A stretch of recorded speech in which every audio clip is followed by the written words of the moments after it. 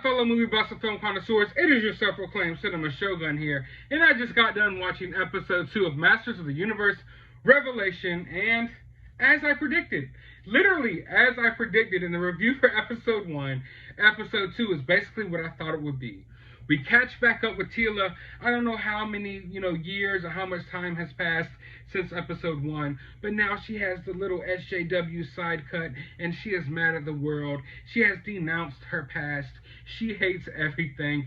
She is a bitter woman scorned, walking the earth with super manly, muscly arms, like taking side jobs with her girlfriend, who maybe isn't her girlfriend, but they are kind of little touchy-feely, hold handsy a lot in this episode if I were to be nitpicky about it.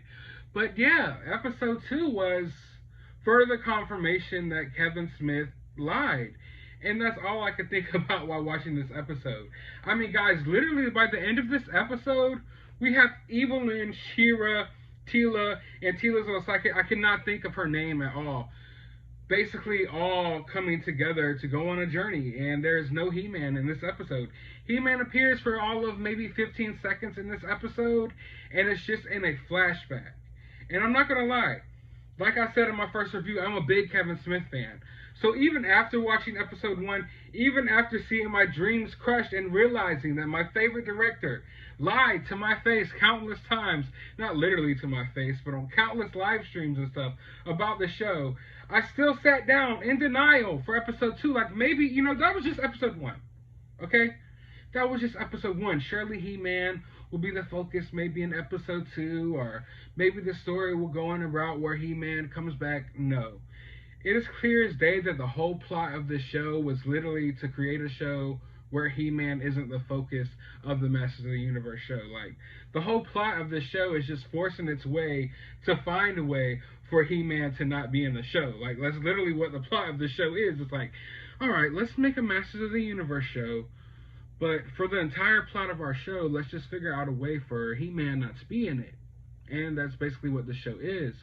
Now, we've seen in this episode that Triclops has taken over the lead position, of like basically the villains. He's in Snake Mountain, chilling with Trapjaw, and we're at a point in time where magic has left Eternia. And Triclops' idea is that, hey, magic failed us, but machines don't fail us. So he's turning people into like robot hordes and these little robot-y creatures.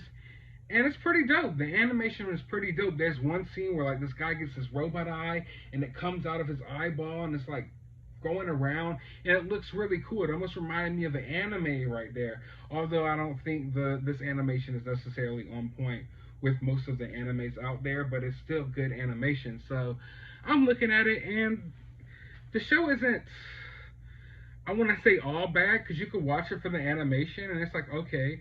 But I'm also looking at it like, I don't know, knowing that Kevin Smith was involved, I kind of felt like there would be like more dialogue in the show. But the show is more like almost like a kid cartoon. And I know that's what He-Man is. That's what Masters of the Universe is. But for some reason, I had the idea going into this show that it was going to be like a more adult-like show. And I'm not sure if I see it. Like, episode 1 happened, and I couldn't really nail down what they were going for as far as the tone of the show or like the audience that they're going after.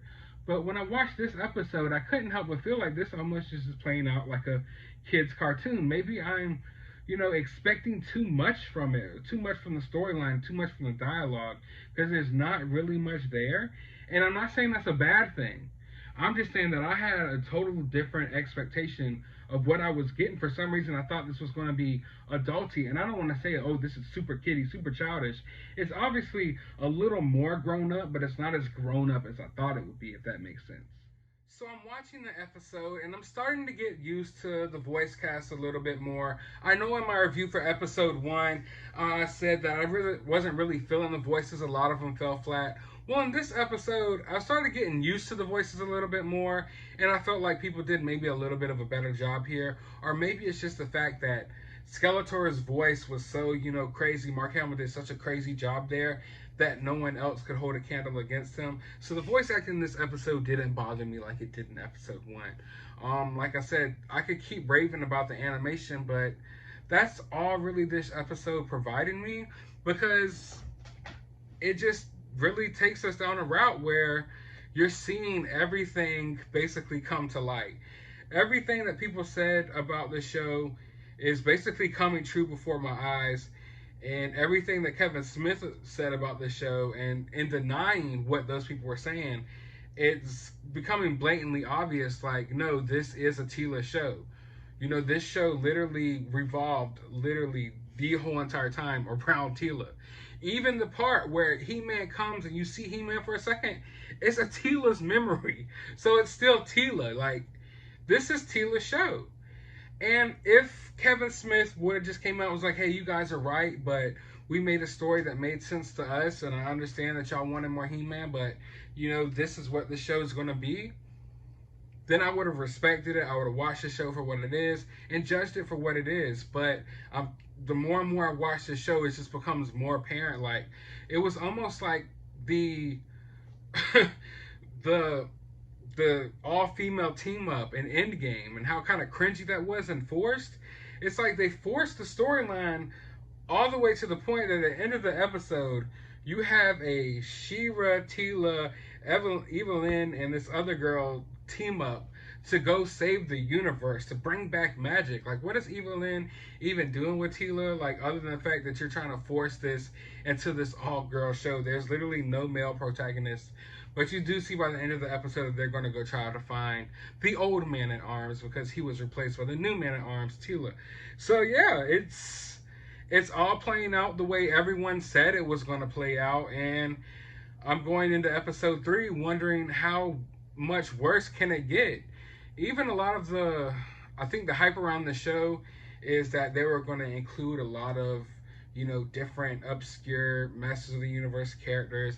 And Stinkor pops up at the beginning of this episode and is easily, of course, defeated by Teela within like one hit that you don't even see on screen. So yeah, it's a lot of the charm that I think people are coming like, oh, they were really going to get a lot of backstory for all these different characters. I'm not sure if that's really what you're going to get. You're going to get the, oh, look, I had that action figure. I had that, there's Stinkor, there's Triclops, there's Trapjaw. But you're not going to get much from the characters, I don't believe. I think you're going to get a lot from Teela. You're going to get a lot from Teela. But all these other villains that they tease being in the show, a lot of them are going to be one note, flick of the wrist and they're done. They're out of there type of cameo appearances. And I honestly I'd rather watch a show about Stinkor than the current show that we're about to watch about Teela, simply because we've been lied to about what we were getting. But it is what it is, and I'm about to go ahead and watch episode 3, and I'm going to give my honest opinions on that. As far as this episode goes, standing on its own, it set up something that's kind of interesting. But I'd rather them just they should have just called this show what it is, so I knew what I was getting, and I didn't feel tricked. I didn't feel like I got bait and switched, and that's definitely what I feel here. Like, to show you how far the bait and switch goes, and to show you that I'm a fan, I'm not just someone sitting here to bitch on the internet. I have the action figures for Masters of the Universe Revelation.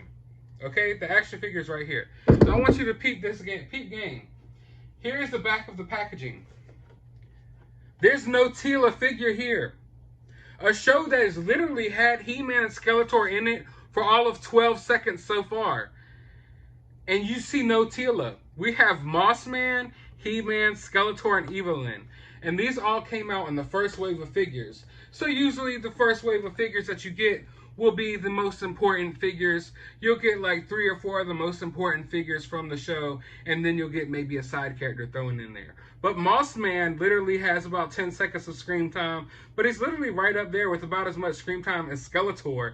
And here's Evelyn. So why isn't Teela prominent and present on your packaging, why is it Teela in the first wave of figures when this is a Teela show? You literally marketed the show as a He-Man show, although He-Man is literally not even in the first 2 episodes hardly at all. So I don't know what we're going to get going forward, but right now I feel tricked. Right now I feel bait and switched, and this is just further proof that you see no Teela here in this wave. Who knows when the Teela figure is coming? I saw that they are making one, but whoa. Why didn't you make her first? Why didn't you make Teela and her girlfriend first? Why? Those are the 2 main characters of the show, so make those figures and then, make the He-Man afterwards, seeing as, he pops up in the show for all of 2 minutes. So there you have that. I'm about to go watch episode 3. Episode 2 was what it was. I'm gonna...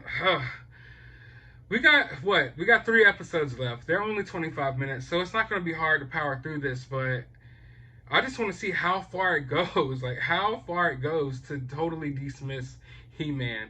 But I hope you guys enjoyed this review. I mean, I hope someone out there is enjoying the show. If you're enjoying the show, let me know down in the comments below. If you feel any type of way, I'm interested in hearing your thoughts. Let me know down in the comments below. While you're down there, hit that thumbs up button, hit that subscribe button, hit that notification bell. And as always, find some time out of your day to go watch a movie. I suggest you go watch Tusk. I think it is one of Kevin Smith's best films, and in my opinion, it is a horror masterpiece.